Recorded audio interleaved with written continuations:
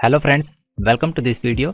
और आज के इस वीडियो में हम आपको टैली प्राइम सॉफ्टवेयर में डेप्रिसिएशन अकाउंटिंग के बारे में बताएंगे कि डेप्रिसिएशन क्या होता है, कितने तरह का होता है, किस तरीके से कैलकुलेट किया जाता है और साथ ही में इसकी एंट्री और इसकी अकाउंटिंग को टैली प्राइम सॉफ्टवेयर में किस तरीके से मेंटेन किया जाता है। तो इस वीडियो में ये सभी चीज़ें हम आपको डिटेल के अंदर बताएंगे, तो आप इस वीडियो को शुरू से लास्ट तक पूरा ज़रूर देखिए। तो आइए आज की इस वीडियो को स्टार्ट करते हैं। वीडियो को स्टार्ट करने से पहले आपसे एक रिक्वेस्ट है कि अगर आपने अभी तक हमारे चैनल को सब्सक्राइब नहीं किया तो आप इस रेड कलर के सब्सक्राइब बटन पर क्लिक करके सब्सक्राइब कर दीजिए और साथ में बनी इस बेल आइकन को भी प्रेस कर दीजिए, जिससे हमारे चैनल पे आई हर लेटेस्ट वीडियो की अपडेट आपको नोटिफिकेशन के थ्रू मिलती रहेगी। तो आइए आज के इस टॉपिक को शुरू करते हैं। तो यहाँ पे हम अपनी कंप्यूटर स्क्रीन में टैली प्राइम सॉफ्टवेयर के अंदर आ चुके हैं और इस वीडियो में पूरा प्रोसेस डिटेल के अंदर बताएंगे कि डेप्रिसिएशन होता क्या है और किस तरीके से इसे कैलकुलेट किया जाता है। और साथ ही में ये हमारा टैली प्राइम का कंप्लीट कोर्स है, जिसके अंदर हम आपको बेसिक से एडवांस टैली प्राइम की कंप्लीट नॉलेज दे रहे हैं। तो अगर आपने इसकी प्रीवियस वीडियोस को नहीं देखा तो आप उन सभी वीडियोस को देख लीजिए, क्योंकि इस कोर्स के अंदर हम बेसिक से एडवांस सभी कॉन्सेप्ट डिटेल के अंदर कवर कर रहे हैं और ये उसके आगे का ही पार्ट है। अब इस वीडियो में हम आपको डेप्रिसिएशन की कंप्लीट नॉलेज देंगे। तो सबसे पहला क्वेश्चन है कि डेप्रिसिएशन होता क्या है। तो डेप्रिसिएशन को हम एक एग्जांपल की मदद से समझते हैं। तो सबसे पहले अगर हम डेप्रिसिएशन की डेफिनेशन देखें तो डेप्रिसिएशन एक अकाउंटिंग का ऐसा मेथड होता है जो किसी भी टेंजिबल एसेट्स और फिजिकल एसेट्स के ऊपर कैलकुलेट किया जाता है। और डेप्रिसिएशन किसी भी एसेट्स की रियल वैल्यू को कैलकुलेट करने में हेल्प करता है। यानी जब भी हम किसी फिक्स एसेट्स को परचेज करते हैं तो हर साल उसकी कॉस्ट में कुछ ना कुछ कमी ज़रूर होती है और जो वो कमी होती है उसे डेप्रिसिएशन कहा जाता है। डेप्रिसिएशन का इफेक्ट हमारे प्रॉफिट के ऊपर भी आता है। तो डेप्रिसिएशन की डेफिनेशन को ना ध्यान में देते हुए हम आपको एक एग्जांपल की मदद से डिटेल में समझाते हैं कि डेप्रिसिएशन होता क्या है। तो यहाँ पे मान के चलते हैं कि हमने 2020 में एक मशीनरी को परचेज किया। उस मशीनरी की टोटल कॉस्ट थी 5 लाख। यानी 2020 में हमने एक मशीनरी को परचेज किया जो 5 लाख थी। अब 2025 में ये सेम मशीनरी की कॉस्ट 5 लाख नहीं रह जाएगी, क्योंकि 5 साल तक हमने इस मशीनरी का इस्तेमाल किया है। इस मशीनरी का इस्तेमाल करते हुए हमने अपने बिजनेस को किया है। यानी सिंपल शब्दों में कहा जाए तो 5 साल तक हमने इस मशीन का पूरा इस्तेमाल किया है। तो 5 साल बाद अगर हम इस मशीन को बेचने जाएं तो क्या हमें इसके 5 लाख ही मिलेंगे? तो इसका जवाब है नहीं, क्योंकि 5 साल तक इस मशीन की वैल्यू में कुछ न कुछ कमी ज़रूर हुई है। तो हम मान के चलते हैं हर साल इस मशीन की कॉस्ट 10% कम होती गई। यानी 5 लाख की हमने मशीन खरीदी है और हर साल 10% इसकी वैल्यू कम होती गई। तो 2025 तक इस मशीन की टोटल वैल्यू रहेगी 2,50,000। यानी 2020 में 5 लाख की मशीन 2025 में 2,50,000 की बिकेगी। और जो इन दोनों के बीच का डिफरेंस है यानी 2,50,000, इसे कहा जाएगा डेप्रिसिएशन। यानी जब भी हम किसी फिक्स एसेट्स को परचेज करते हैं और जिस भी वैल्यू में उस फिक्स एसेट्स को परचेज करते हैं, फ्यूचर में उस फिक्स एसेट्स की वो कॉस्ट नहीं रह जाती, क्योंकि हर साल उस फिक्स एसेट्स पे कुछ न कुछ डेप्रिसिएशन लगता है, जिससे उसकी कॉस्ट कम होती जाती है। अब जब भी हम टैली प्राइम सॉफ्टवेयर में अपनी फिक्स एसेट्स को परचेज करते हैं तो वहाँ पे हम उसकी एग्जैक्ट वैल्यू को डाल देते हैं। यानी अगर हम इसी एग्जांपल का इस्तेमाल करें, अगर हमने मशीनरी को परचेज किया है तो टैली प्राइम में हमने मशीनरी की वैल्यू डाल दी 5 लाख की, लेकिन अगले साल उस मशीन की वैल्यू 5 लाख नहीं रह जाएगी। हमें उसके अंदर डेप्रिसिएशन को भी ऐड करना होगा और डेप्रिसिएशन को लेस करने के बाद उसकी एग्जैक्ट वैल्यू वहाँ पे हमें शो जाएगी। तो अगर आप टैली प्राइम सॉफ्टवेयर में अपनी अकाउंटिंग को मेंटेन करते हैं तो आपको डेप्रिसिएशन की एंट्री डालना भी ज़रूरी है, क्योंकि जब तक आप डेप्रिसिएशन की एंट्री नहीं डालेंगे, आपने जो भी फिक्स एसेट्स की वैल्यू डाली है वो हमेशा आपकी गलती रहेगी। आप कोई भी फिक्स एसेट्स को परचेज करें, फिक्स एसेट्स पे टाइम के साथ साथ डेप्रिसिएशन जरूर लगता है। तो आइए अब हम देखते हैं ऐसी कौन सी एसेट्स है जिसपे डेप्रिसिएशन लगता है और ऐसी कौन सी एसेट्स है जिसपे डेप्रिसिएशन नहीं लगता। तो सबसे पहले हम ऐसी फिक्स एसेट्स देखते हैं जिनके ऊपर डेप्रिसिएशन लगता है। तो एग्जांपल के लिए जितनी भी टेंजिबल एसेट्स होती हैं, यानी जिनको हम छू सकते हैं, देख सकते हैं, उनके ऊपर हमारा डेप्रिसिएशन लगता है। एग्जांपल के लिए मैन्युफैक्चरिंग मशीन, यानी अगर आप मैन्युफैक्चरिंग करने के लिए किसी भी मशीन का इस्तेमाल करते हैं तो वो सारी आपकी एसेट्स हैं। किसी भी तरीके के व्हीकल्स वो आपकी एसेट्स हैं। ऑफिस बिल्डिंग वो भी आपकी एक एसेट है। Buildings you rent out for income, यानी अगर आपके पास कोई ऐसी बिल्डिंग है जिसको आपने रेंट के लिए दे रखा है और आप उससे इनकम कमाते हैं तो वो भी आपकी एक तरीके की एसेट्स है। फिर चाहे वो रेजिडेंटल हो या कमर्शियल प्रॉपर्टी हो, वो दोनों फिक्स एसेट्स के अंदर आती है। सेम इसी तरीके से इक्विपमेंट इंक्लूडिंग कंप्यूटर्स, यानी अगर आपकी कंपनी के अंदर किसी तरीके के इक्विपमेंट है, अगर उनके अंदर कंप्यूटर्स भी आते हैं तो वो भी सारे हमारे फिक्स एसेट्स होते हैं। तो जितनी भी तरीके की फिक्स एसेट्स की कैटेगरी है, इन सब के ऊपर हमारा डेप्रिसिएशन लगता है। अब डेप्रिसिएशन हमें कभी दिखता नहीं है, लेकिन वो टाइम के साथ साथ जो फिक्स एसेट्स है उसकी वैल्यू को कम करता जाता है। अब नेक्स्ट हम देखते हैं ऐसी कौन सी एसेट्स है जिन पे हमारा डेप्रिसिएशन नहीं लगता, यानी विच एसेट्स डज नॉट डेप्रिशिएट। तो एग्जांपल के लिए जो हमारा लैंड है, लैंड एंड बिल्डिंग, इस पे हमारा डेप्रिसिएशन कैलकुलेट नहीं होता। करंट एसेट्स के अंदर हमारी कैश आती है, बिल्स रिसीवेबल आते हैं, ये सारी हमारी एक तरीके की एसेट्स है, लेकिन इन पे हमारा डेप्रिसिएशन नहीं लगता। सेम इसी तरीके से अगर आपने कोई इन्वेस्टमेंट की है स्टॉक्स के अंदर, बॉन्ड्स के अंदर, तो उसके ऊपर भी किसी तरीके का डेप्रिसिएशन नहीं लगता।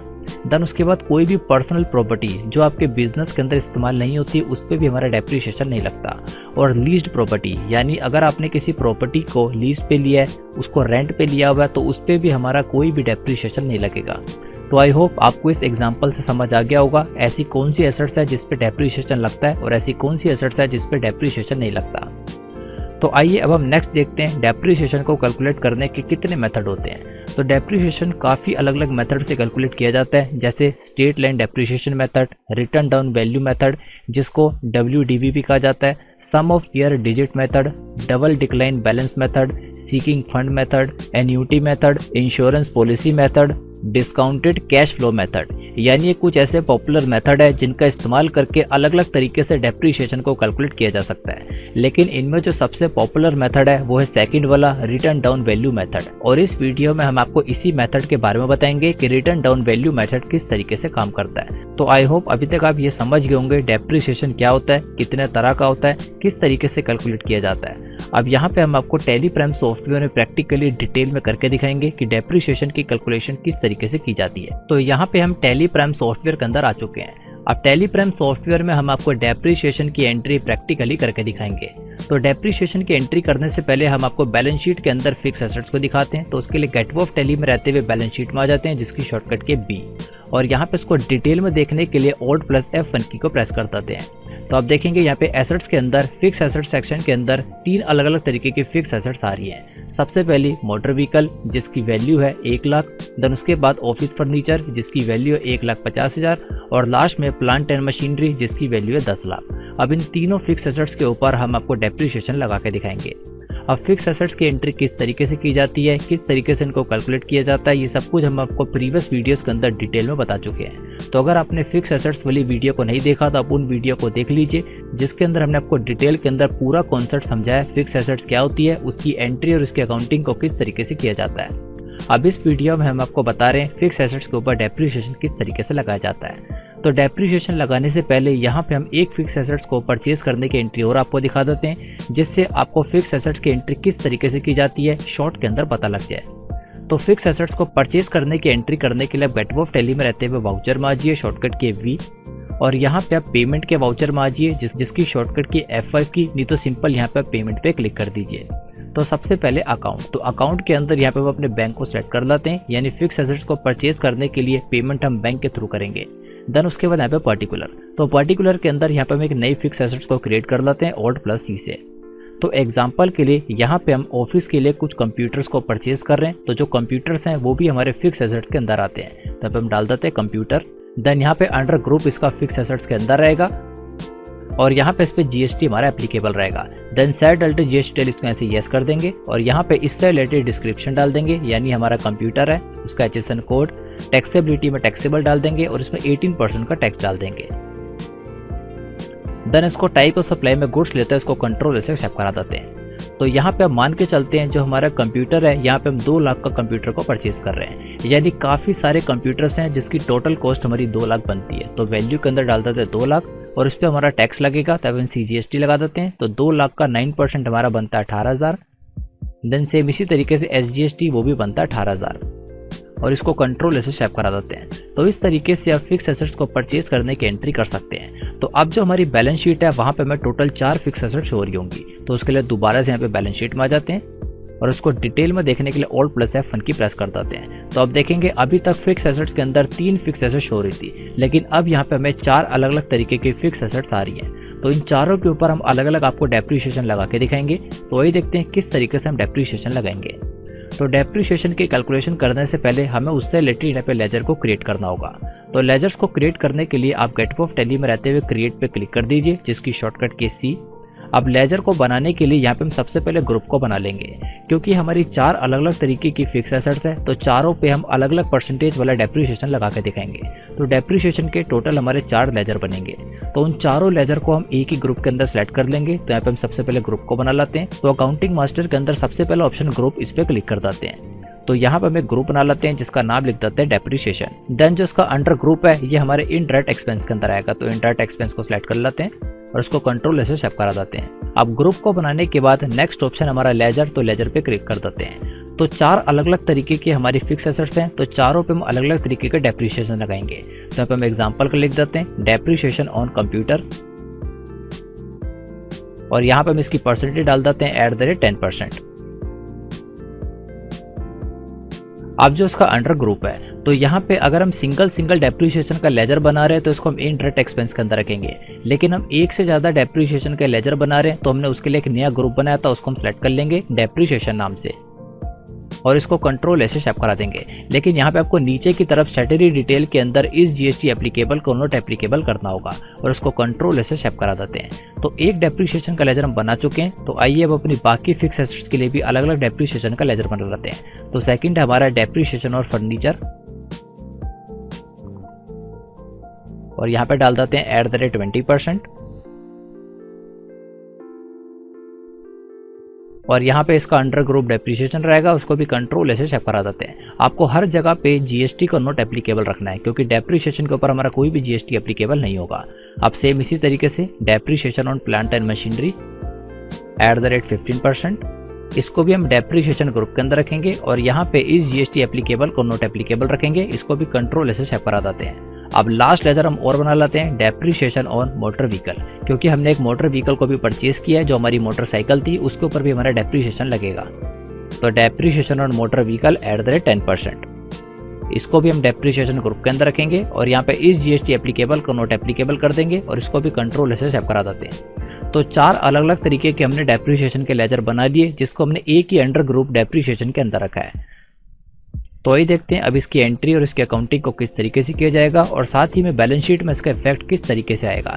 तो इसकी एंट्री करने के लिए गेट ऑफ टैली में रहते हुए वाउचर में आ जाइए, शॉर्टकट के V, और यहाँ पे इसकी एंट्री हम जर्नल के वाउचर में करेंगे। तो राइट साइड में तो हम जर्नल के वाउचर पे क्लिक कर देते हैं, यहाँ तो इसकी शॉर्टकट की है F7।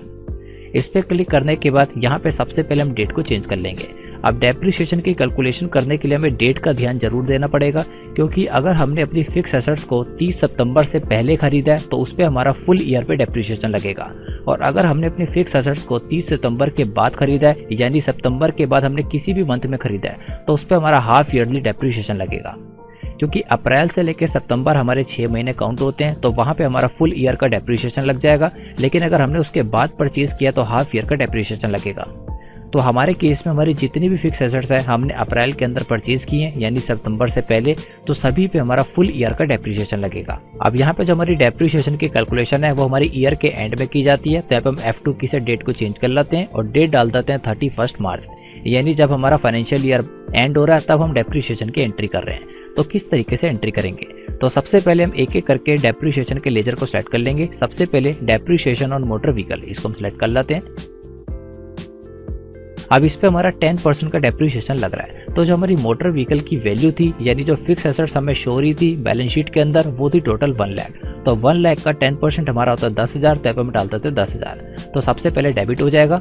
अब एक एक करके हमें सभी फिक्स एसेट्स को ऐसे सिलेक्ट करना है। तो सेकंड हम और सिलेक्ट कर लेते हैं। तो सेकंड था हमारा डेप्रिसिएशन ऑन फर्नीचर, तो इसको हम सिलेक्ट कर लेते हैं। तो जो डेप्रिसिएशन ऑन फर्नीचर है हमारा 20% कैलकुलेट होगा। तो जो हमारी डेप्रिसिएशन की फिक्स एसेट थी उसकी वैल्यू थी 1,50,000। तो 1,50,000 का जो हमारा 20% है वो होगा 30,000, तब हम डाल देते 30,000। तो इस चीज़ को आपको पहले लिख लेना है कि आपकी कौन कौन सी फिक्स एसेट्स है और कितनी उसकी वैल्यू है, उसके हिसाब से आपको परसेंटेज यहाँ पे डाल देना है। अब दोबारा से यहाँ पे बाय कर देंगे। तो तीसरा डेप्रिसिएशन था हमारा depreciation on plant and machinery, तो इसको हम सिलेक्ट कर लेते हैं। इस पर हमारा टोटल 15% का टैक्स लगेगा, इसको हम सिलेक्ट कर देते हैं। अब सिलेक्ट करने के बाद इसकी वैल्यू थी हमारी 10 लाख। तो 10 लाख का जो 15% है वो होगा 1,50,000, तो इसको हम सिलेक्ट कर देते हैं। अब जो इसमें हमारा लास्ट था डेप्रीशिएशन ऑन कंप्यूटर, तो इसको हम सिलेक्ट कर देते हैं।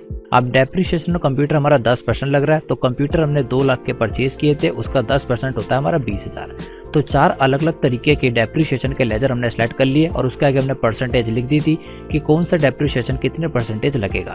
तो जो सी आपकी फिक्स एसेट जितनी वैल्यू की होगी उसके ऊपर उसके हिसाब से डेप्रीशिएशन लगा के यहाँ पे डेबिट कर दीजिए। अब क्रेडिट एक एक करके सभी फिक्स एसेट्स को इतनी वैल्यू से कर देना है। तो सबसे पहली हमारी डेप्रीशिएशन ऑफ मोटर व्हीकल है, तो मोटर व्हीकल को सिलेक्ट कर देंगे और यहाँ पे उसको 10,000 से क्रेडिट कर देंगे।